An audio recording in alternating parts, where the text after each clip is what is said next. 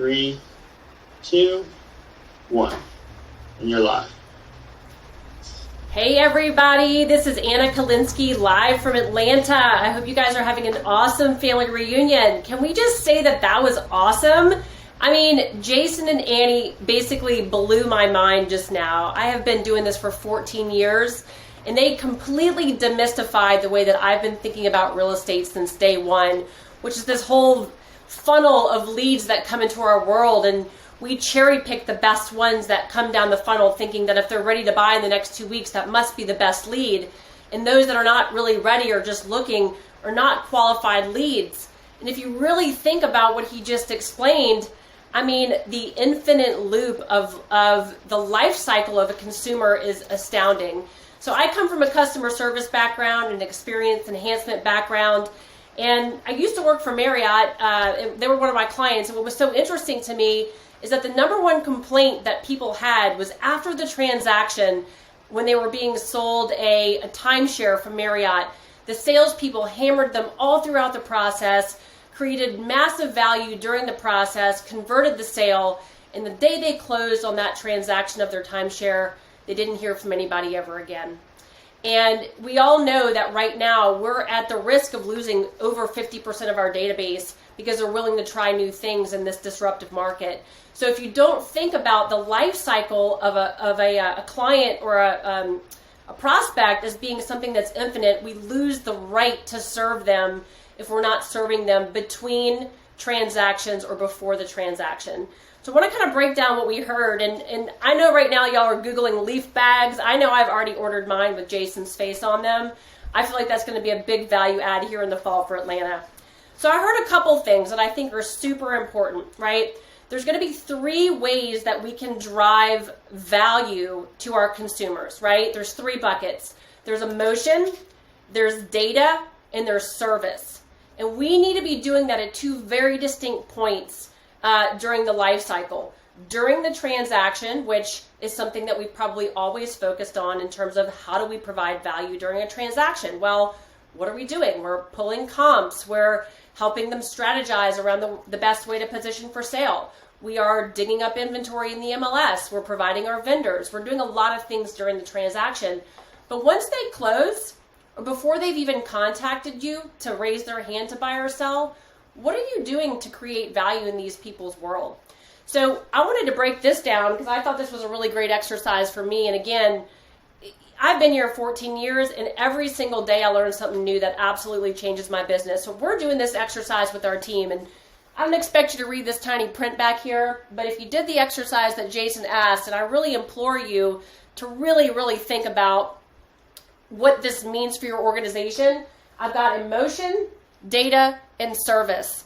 And I've got category 1, which is before and during and between transactions, and category 2, which is during the transactions.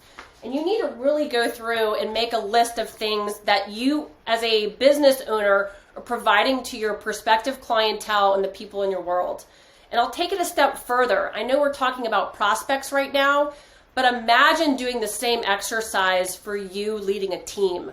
How are you delivering value to the people in your organization between emotion, data, and service? So I want you to think about that. Okay, so a couple other wow things. You cannot just provide, you can't just wait for somebody to show up and say they're ready to buy or sell, right? So what types of things are we doing to create a value proposition? What's the best way to put together a value proposition? So I've thought about some things that Jason outlined. You have to be very clear on what kind of value you actually provide. And I'll say it a different way. You need to ask yourself, what do you do that you do better or differently than anybody else does, such that people are willing to stand in line to work with you? That's a really powerful question, right? Somebody's willing to wait for your services because you are irreplaceable. And I think we talked about finding that one thing. It doesn't need to be 10 things. We can't serve 10 masters. It needs to be that one thing. Do you negotiate top dollar for your clients? Do you have a network of off markets that you deliver to all your buyer clients on a regular basis? Do you do more work on your listings than any other agent in your market before the sign goes in the yard? So what is that one thing? The second thing is you got to figure out, how are you actually saying it, right? What problems are you going to solve for these people that they are not even totally aware that they have, right? So come with a solution minded. You have to get out of the Me Too movement of real estate. And I will tell you, I stole that from Christy Smith because it is so true. We are commoditized in this business because we all show up. We all do the pretty flyers. We all do the 3D tours. We all put the lockbox out and the sign in the yard. You know, we all use professional photography. So what? What are you doing differently? And if you can't articulate what that is, they're just going to have the next person come in the door who has that one thing that they can clearly and concisely articulate, and they're going to get the job. So the last thing is you got to tell the story, right? You want to make sure once you understand what that value proposition is, what that superpower is for you, is how are you articulating it? And if it's not something that you can sum up in 1 or 2 sentences at most, then the consumer is not going to understand what the value is. And then the last thing is you have to understand when it's appropriate to provide this value. I broke this down into 4 different categories that I thought was really neat to understand what types of things do we need to provide and when.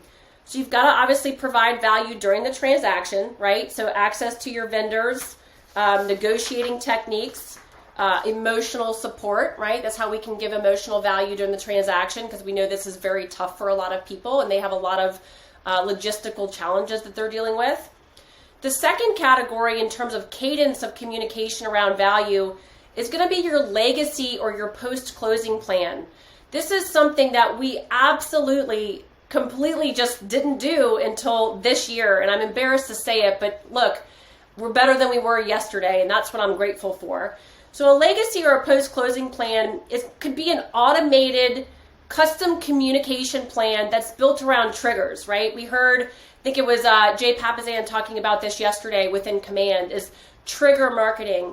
So what if you tracked what somebody bought their home for, or you tracked what their interest rate was when they closed, and all of a sudden the market changed significantly? Couldn't you easily query your database to have this trigger-based email go out, or a phone call from your team that says, hey, did you realize that you're sitting on $300,000 of equity in your home right now?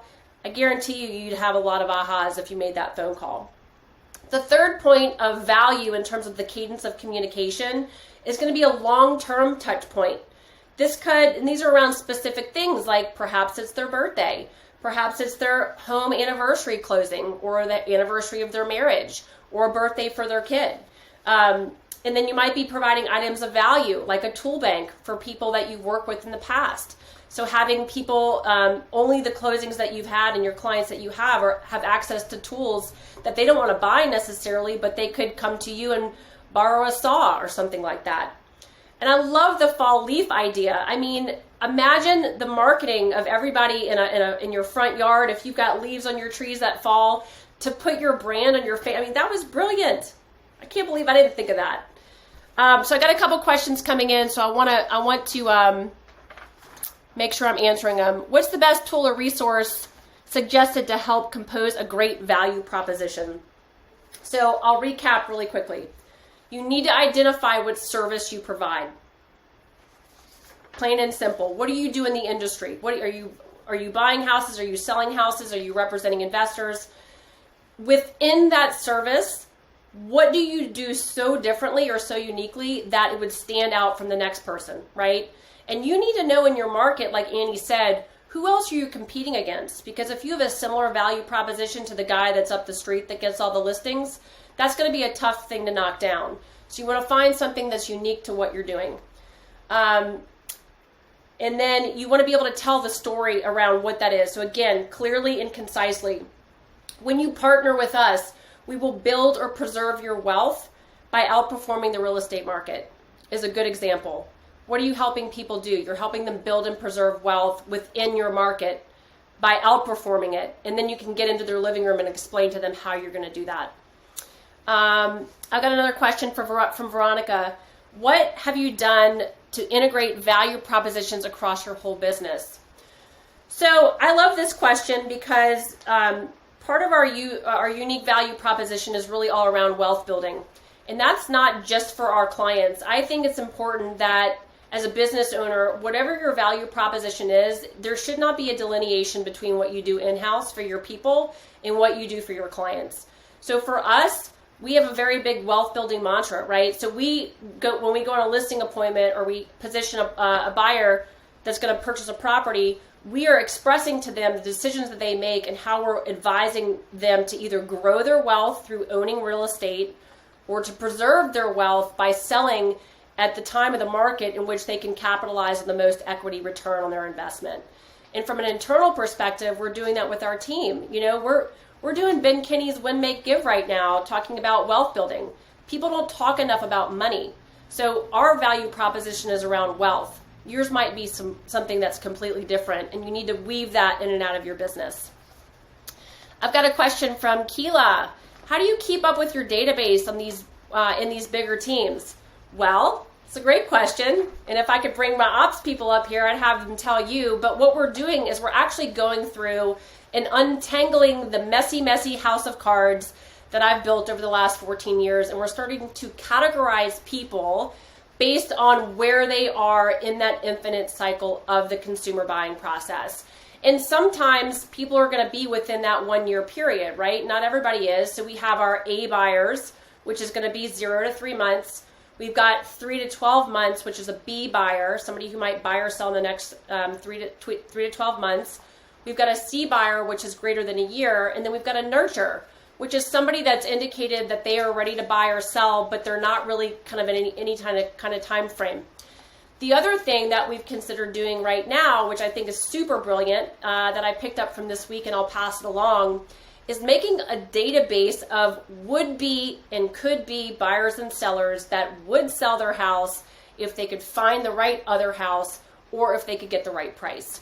And so why that's valuable is because now I've got this whole list of buyers that can't find any inventory in the market, and I've got a whole list of sellers that said, hey, if I found my perfect buyer at the perfect price, I'd move out tomorrow. And I actually have an off-market showing at one of my listings coming soon this weekend as a result of having that conversation. So you need to be going through and categorizing it. When you decide where people are in their world, like for example, between transactions, you're not going to be calling people every 2 weeks like you would if they were about to buy a house in the next 3 months. But make sure they're set up on these trigger marketing pieces. Make sure they're on a neighborhood nurture.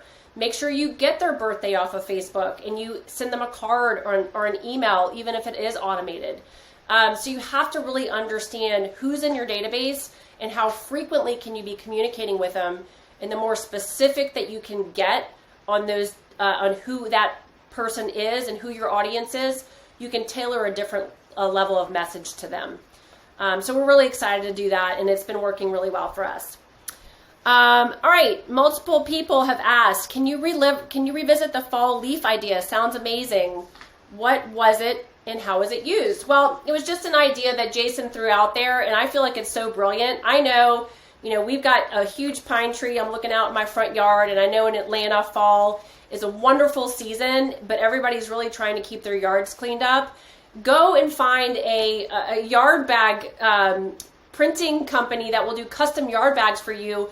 Drop off 5 of them, hand deliver them to your top 100 VIPs, or even spend some money and do it on a neighborhood farm. If that was your one thing that you did for them every year, and on September 29th, you drove through Candler Park and you saw your face on every single curbside driveway. I mean, wouldn't that just be amazing? I just love that idea. But that idea is that you're delivering value. You're providing people a solution before they even know they have a problem. Well, the leaves are going to fall whether you deliver bags or not. But Anna K in town just solved my problem, and now I don't have to go to Home Depot today. That's value. That's service, right? Awesome. I don't know how we are on time, but I'm happy to answer any other questions. This has been awesome. Trying to think of anything else that I can tell you guys that would just be a big wow factor is just find a way to make yourself irreplaceable. That's it. Just find that one thing that they can't get anywhere else, and you've got this. It's been a pleasure hanging out with you guys today. Anna Kalinsky from Atlanta, and thanks for participating in this awesome event. We're grateful all to be here.